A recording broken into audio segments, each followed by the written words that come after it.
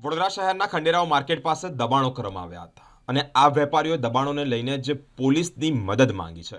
વડોદરા શહેર ખંડેરાવ માર્કેટ પાસે ફ્રૂટ વેપારીઓ દ્વારા ગાડીઓ લોડિંગ ગાડીઓ જે હોય ત્યારે દબાણો હોય તેને લઈને જ આ માર્ગ પરથી ચાલવાની પણ જગ્યા રહેતી નથી। તેવામાં આકસ્મિક બનાવ બને તો એમ્બ્યુલન્સ કે ફાયરની ગાડી જવામાં ખૂબ મુશ્કેલી પડતી હોય છે।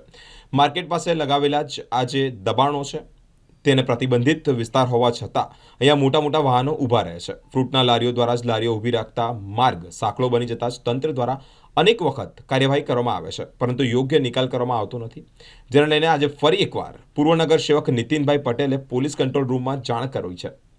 સ્થળ પર પીસીઆર વાન પહોંચી ગઈ છે। ફ્રૂટના વેપારીઓ દ્વારા જ હેવી વાહનોના ના ઊભા રાખવા માટે અને આ જે દબાણો છે તેને લઈને જ લોકોને ચેતવણી પણ આપવામાં આવી છે। ખંડેરાવ માર્કેટ પાછળ લારી ગલ્લા અને વાહનોના દબાણો સામે જ વેપારીઓમાં નારાજગી વ્યક્ત કરી છે। અસહ્ય બાબત બનતા જ પોલીસ પણ બોલાવવી પડે છે। વધુમાં પૂર્વ નગર સેવકે વિશેષ માહિતી આપી છે।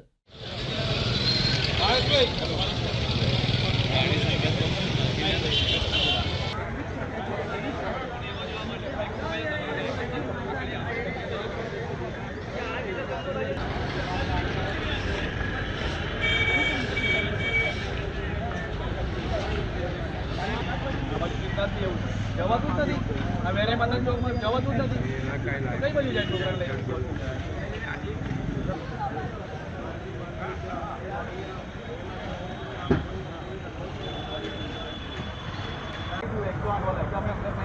તમે બહાર રહી જાઓ એને ઉઠીને કાયદેસર અને ચાદરમાં બહાર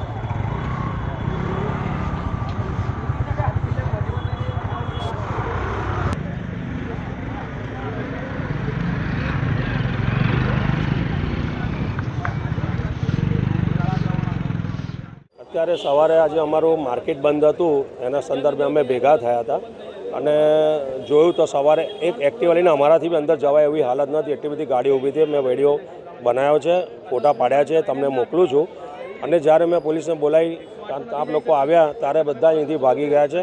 આ જ બધા વેપારીઓ છે જે કોરોના વખતે અમે બેસીને સમજણ પાડીને એટલું સારું બનાવ્યું હતું કે ભાઈ હવે તમારે ગાડી લોડિંગ અનલોડિંગ માટે રાખવાની, એમાં સેલિંગ કરવું નહીં, પણ ગાડીમાં અહીંયા સેલિંગ કરે છે। એક પછી એક ગાડી ઊભી રહે છે, એના માટે નાનો ટેમ્પો નાની લારી ઊભી રહે છે, એ ગાડી બી જતી નહીં। આ બાજુ 4-5 સ્કૂલ આવેલી છે, આ બાજુ એના છોકરા બધા આમ જાય છે, સ્કૂલે જવા માટે બી છોકરાઓને મૂકવા માટે બી તકલીફ પડતી હોય છે। 108 બી જઈ નહીં શકતી એવી પરિસ્થિતિ હોય છે સવારે। એટલે આજે મેં એક અરજી કરી છે, એસીપી સાહેબે ગાડી મોકલી છે, કાલથી 2 પોઈન્ટ મૂકવાનું કહે છે અને આ વસ્તુ કદી ના ચલાવી લેવાય। જેટલી બી ગાડીઓ ઊભી રહે છે, જાહેરનામાનો ભંગ કરે છે એને ડિટેન કરવી જોઈએ। જાહેરનામા રાત્રે 9 થી સવાર 9 સુધી છે ગાડીઓ માટે, તો પણ આખો દિવસ ગાડીઓ પડી રહે છે, સેલિંગ કરે છે અને મન ફાવે તે પોતપોતાની જગ્યા સરકારની જગ્યા પર કોઈ 400 ગાડી ઉભરાવવાનું લે છે, કોઈ 200 ગાડી ઉભરાવવાનું લે છે। આ બધું ના ચલાવી લેવાય એટલા માટે આજે અમે ભેગા થયા છે અને આજે વોર્ડ ઓફિસર એએમસી ઝાલા સાહેબ અને એસીપી વસાવા ટ્રાફિક વસાવા સાહેબને બી જાણ કરી અને આજે એક અરજી લખું છું, 2 પોઈન્ટ મને મૂકવા જોઈએ બસ।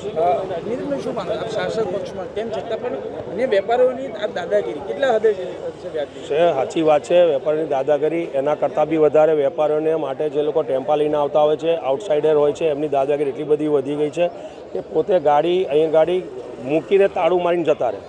જ્યારે આપણે કહીએ કે ભાઈ આ તારે ગાડી કેમ અહીં મૂકી છે, સફાઈ સેવક આવે ત્યારે સફાઈ સેવક બચારો કંઈ ના કરે, એને અમને તમને તમારા જ માધ્યમથી ખબર છે અને સફાઈ સેવકને માર્યો હતો, ચપ્પુને દાલ ચાકુ લઈને બહાર નીકળી ગયા હતા। એટલે આ અસામયિક તત્વનો બી ત્રાસ વધતો ગયો છે। એટલે પોલીસ કમિશનરશ્રીને બી હું અરજી લખવાનો છું કે આ બધા ત્રાહિમાન લોકોને આ વેપારીઓથી બચાવો। વેપારી કોઈ ખોટાની વેપાર જે લોકો છે પોતપોતાની દુકાનમાં બેસીને ધંધો કરે છે, એમને લોડિંગ અનલોડિંગ માટે ગાડી આવે છે, ગાડીવાળાની દાદાગીરી છે। એટલે એ ગાડીવાળાની દાદાગીરીને પૂરી કરવા માટે આજે અમે ભેગા થયા।